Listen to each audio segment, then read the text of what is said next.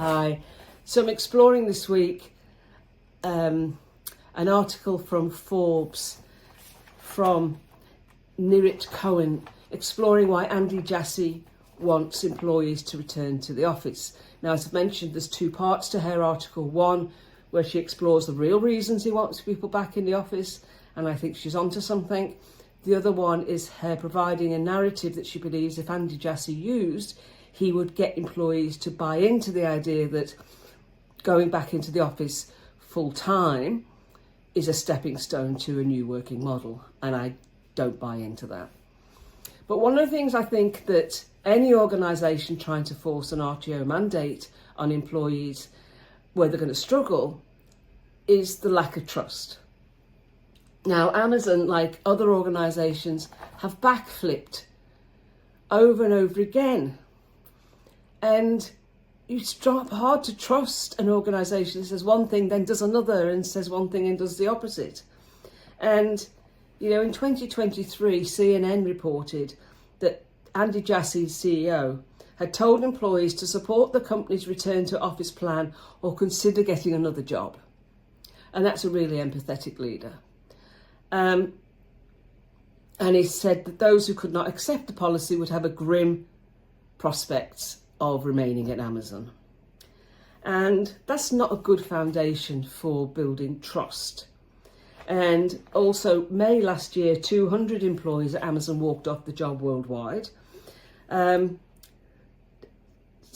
complaining about the backlist and the changing narrative, and saying there's a lack of trust in leaders.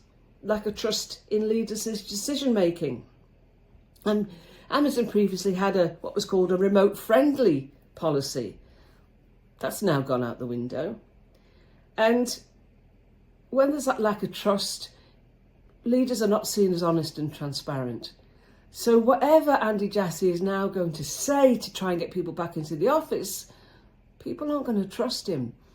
And when you think about the research by people like Nicholas Bloom from Stanford University, who said that when employees bought into or opted into working from home policies, productivity went up by 13%. 9 months after the initial research, when those same employees were asked whether they'd like to remain at home or go into the office, those who chose the former saw even further improvements, and they were 22% more productive than before the experiment. So if productivity increases if you work from home, why are employees being asked to go back into the office full time? So people are going to say, well, what's the real reason? Is this that we can be watched and we can be clocked in and out? And that's, in that case, that's saying, I don't trust you. And also, how can there be trust when Matt Garman, the CEO of Amazon Web Services, claims at an all-hands-on meeting that 9 out of 10 employees that he spoke to are happy with the in-office policy? A survey by Blind that said that 91% of staff are not happy.